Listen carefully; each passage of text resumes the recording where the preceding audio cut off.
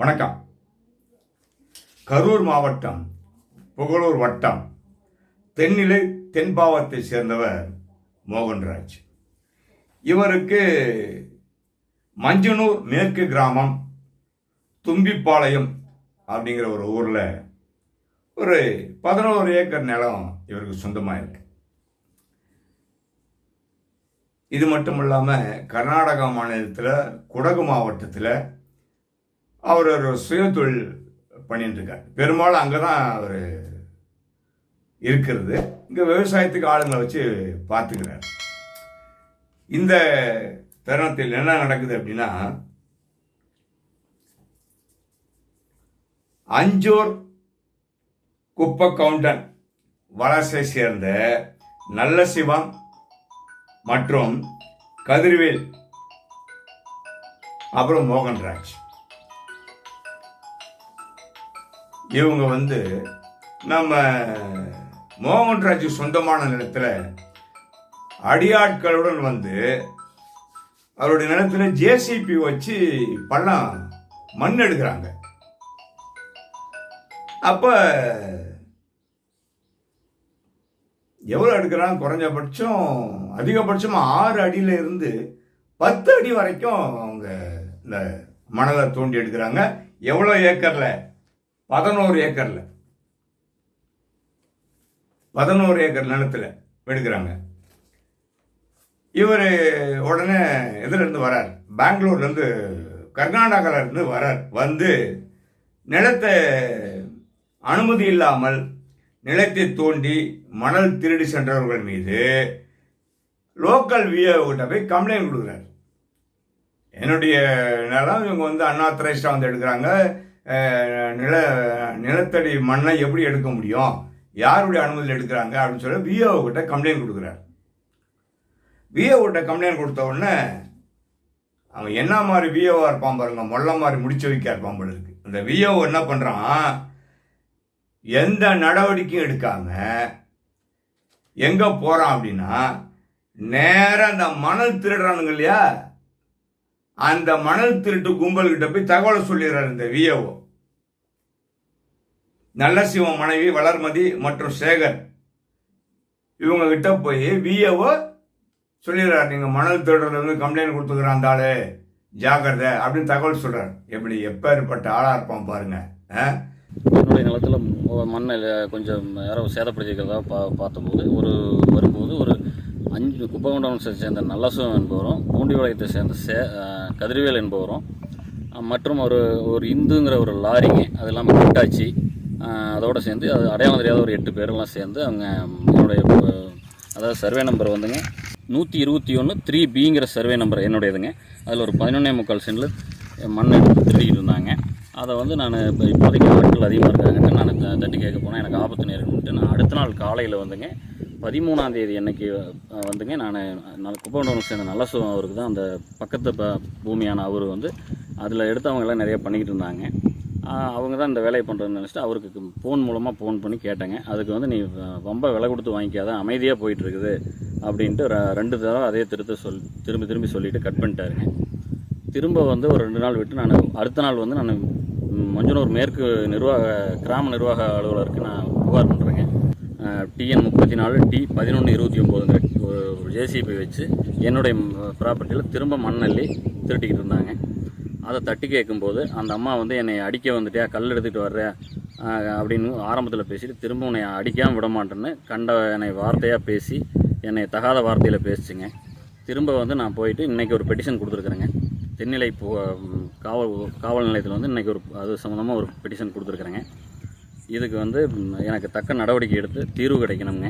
இந்த தகவல் தெரிஞ்சதும் இவங்க என்ன பண்ணுறாங்க, மோகன்ராஜுக்கு ஃபோன் பண்ணுறாங்க, செல்ஃபோன் பண்ணுறாங்க. செல்ஃபோனில் பேசி கூப்பிட்றாங்க. கூப்பிட்டு நீ அதை அவதூறாக பேசுகிறாங்க, வாய்க்கு வந்தபடி கண்டபடி திட்டுறாங்க. திட்டிட்டு கொலை மிரட்டல் விடுறாங்க. எப்படி? யாரை வீட்டு நிலத்தில் போய் இவங்க மண் எடுத்துட்டு யாரை போய் கொலை மிரட்டல் விடுறது? இது எந்த வகையில் நியாயம் பாருங்க. அவதூறாக பேசி கொலை மிரட்டல் விடுறாங்க. இவர் என்ன பண்ணுறாரு, மோகன்ராஜ் பதறி போய் போலீஸ் 100க்கு ஃபோன் பண்ணுறாரு. 100க்கு ஃபோன் பண்ண உடனே அவங்க என்ன பண்ணுறாங்க, 100 கொடுத்தோன்னா அந்த புகாரின் அடிப்படையில் தென்னிலை காவல் நிலையத்தை சேர்ந்த 2 காவலர்கள் அந்த இடத்துக்கு வராங்க. எங்கே மணல் திருடுறாங்களோ அந்த இடத்துக்கு வந்து பார்வையிடுறாங்க. பார்வையிடும் போதும் மணல் திருடின்னு இருக்காங்க. அப்போ இவங்க என்ன பண்ணுறாங்க, புகார் வந்திருக்கு, மரியாதை ஜேசிபி அந்த இயந்திரம் எல்லாத்தையும் தூக்கி வெளியே எடுத்துன்னு வெளியே போங்க, இல்லைன்னா பெரிய பிரச்சனை ஆகிடும் அப்படின்னு வார்ன் பண்ணிட்டு வராங்க போலீஸ். 2 போலீஸ் என்ன பண்ணுவாங்க, போய் வார்ன் பண்ண தான் முடியும். அவங்க என்ன பண்ண முடியும், வார்ன் பண்ணிட்டு வராங்க. ஆனாலும் ஜேசிபி அங்கேயே தான் இருக்குது, லாரியும் அங்கேயே தான் இருக்கு, எல்லாமே அங்கேயே தான் இருக்கு. அதெல்லாம் அப்புறப்படுத்தவே இல்லை. அவங்க திருட்டு கும்பலான நல்ல சிவம், வளர்மதி மற்றும் சேகர் ஆகியோர் மறுபடியும் வந்து நம்ம இவர்கிட்ட ஃபோன் பண்ணி மிரட்டுறாங்க. நம்ம மோகன்ராஜை ஃபோன் பண்ணி மிரட்டுறாங்க. இன்னொரு முறை கம்ப்ளைண்ட் கொடுக்குறதுல ஒன்று அப்படி அப்படின்னு இஷ்டத்துக்கு மிரட்டுறாங்க. இவர் என்ன பண்ணுறாரு,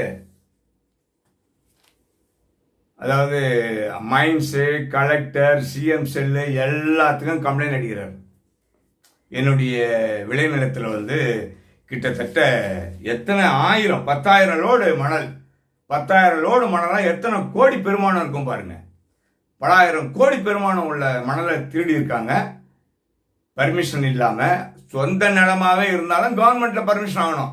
இது கவர்மெண்ட் பர்மிஷன் வாங்க அடுத்தவங்க இடத்த திருடுறது அது ஒன்று, பர்மிஷன் வாங்காத எடுத்து விற்கிறது. ஏகப்பட்ட கிரிமினல் குற்றம் இல்லையா இது, சொல்லுங்க. இதை வந்து தடுத்து நிறுத்தணுன்றதுக்காக அவர் கம்ப்ளைண்ட் கொடுக்குறாரு. இதுவரையில் எந்த நடவடிக்கையும் இல்லை. அதே நேரத்தில் டிபார்ட்மெண்ட் எல்லாம் வந்து வார்ன் பண்ணிட்டு போயிருக்காங்க, இந்த மாதிரி நீ வந்து மணல் திருடக்கூடாது, மணல் எடுக்கக்கூடாது, அப்படியே வார்ன் பண்ணிட்டு போயிருக்காங்க. எதையும் கவலைப்படல. என்னடான்னு பார்த்தா இவங்க எல்லாருமே ஆளும் கட்சியை சேர்ந்தவர்கள், ஆளும் திமுக கட்சியை சேர்ந்தவர்கள், இந்த மணல் மாஃபியா எல்லாருமே. அப்போ எப்படி நடவடிக்கை எடுக்க முடியும், வான் தான் பண்ண முடியும், நடவடிக்கை எடுக்க முடியாது. இப்படிதான் இந்த ஆளும் கட்சியை சேர்ந்தவர்கள் செய்கிறாங்களா இல்லை ஆளுங்கட்சி சப்போர்ட்டில் மற்ற கிரிமினல் செய்கிறாங்களா நமக்கு தெரியல. ஆனால் கட்சி பேரை கெடுக்கிறதுக்கு இந்த மாதிரியான நடவடிக்கை பண்ணிட்டு இருக்கிறாங்க. அதை வந்து அரசாங்கம் உடனடியாக நடவடிக்கை எடுக்கணும். அதுக்கு தானே கம்ப்ளைண்ட் கொடுக்குறாரு அவரு. கம்ப்ளைண்ட் கொடுத்து கூட நடவடிக்கை எடுக்கல அப்படின்னா அப்போ என்ன கழட்டின்னு இருக்கிறீங்க நீங்கள், சொல்லுங்க.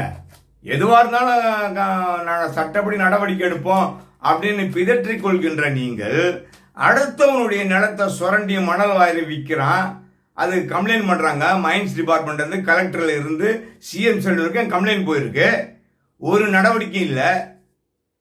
அப்போ எதுக்கு நீங்கள் இருக்கிறீங்க, மணல் மாஃபியா கூட நீங்க கை கோர்த்துட்டு இருக்கிறீங்க, அப்படிதான் அர்த்தம். கட்சிக்காரனே திருடுறான் அப்படின்னும் போது எப்படி இது யாருக்கிட்ட போய் நம்ம முறையிட முடியும், சொல்லுங்க. திமுக ஆட்சி வந்தாலுமே திருடு முள்ள மாதிரி தானே எல்லாம் நடக்கும் அப்படிங்கிறது பாரம்பரியமா இது இந்த அவச்சொல்லு நிரந்தரமா இருந்துக்கினே இருக்கு. இதை களை எடுக்கிறதுக்கு யோக்கியது இல்லை. திருட்டு பசங்களுக்கு கைக்கூலியாக திமுக காரர்கள் செயல்படுகிறாங்க அப்படின்னா இது எவ்வளவு பெரிய அசிங்கம். இன்னுமா நீங்க திருந்தல, இன்னுமா உங்ககிட்ட பணம் இல்லை, பிச்சை எடுத்துட்டு இருக்கிறீங்க, பணம் இல்லாம இருக்கிறீங்க, சோத்துக்கு சாப்பாடு இல்லாம இருக்கிறீங்க, நீங்க சோத்துக்கு காசு இல்லாம இருக்கிறீங்க. வெக்கமா இல்ல உங்களுக்கு? அடுத்தவன் சொத்தை ஆட்டைய போடுறீங்களே, உங்களுக்கு வெக்கமா இல்லையா? இவ்வளோ பெரிய கம்ப்ளைண்ட் கொடுத்துருக்காரு. கலெக்டர் என்ன பூ பறிக்கிறாரா? மைன்ஸ் டிபார்ட்மெண்ட்டுக்கு கொடுத்துருக்காங்க, முதல்வரின் தனிப்பிரிவுக்கு கம்ப்ளைண்ட் கொடுத்துருக்காரு பாதிக்கப்பட்டவர். நீங்களாம் என்ன பண்ணிட்டு இருக்கிறீங்க? டிசம்பர் பூ பறிச்சுன்னு இருக்கிறீங்க, மல்லிப்பூ கட்டின்னு இருக்கிறீங்களா யார் தலையிலாவது வைக்கிறதுக்கு? வெக்கமா இல்லை உங்களுக்கு? அடுத்தவங்க சொத்தை அபகரிக்கிறதுக்கு அரசாங்கம் வேடிக்கை பார்க்குதுன்னா அப்ப எதுக்கு இந்த அரசாங்கம்? தேவையே இல்லையே, சொல்லுங்க. மக்களை காக்கக்கூடிய இந்த அரசாங்கம் மக்களுக்கு வேட்டு வைக்கிறானுங்க, மக்களை சுரண்டுறானுங்க, மக்களை மிரட்டுறான், கொலை மிரட்டல் விடுறான். அதுக்கு ஆதரவாக செயல்படுகிறது காவல்துறையும் ஆளுங்கட்சியும் என்றால் இது இப்படியே நீடிச்சுன்னு போச்சுன்னா வர தேர்தலை சத்தியமா ஜெயிக்க மாட்டீங்க. யாரும் ஓட்டு போட மாட்டாங்க, கண்டிப்பா ஓட்டு போட மாட்டாங்க. மறுபடியும் அதிமுக பிஜேபி ஒன்னா சேர்ந்து இந்த நாட்டை குட்டிஷர் ஆக்குவாங்க. அதுக்கு காரணம் இந்த திமுக தான். மீண்டும் இன்னொரு காணொலி காட்சியில் உங்களை சந்திக்கின்றேன். நன்றி, வணக்கம்.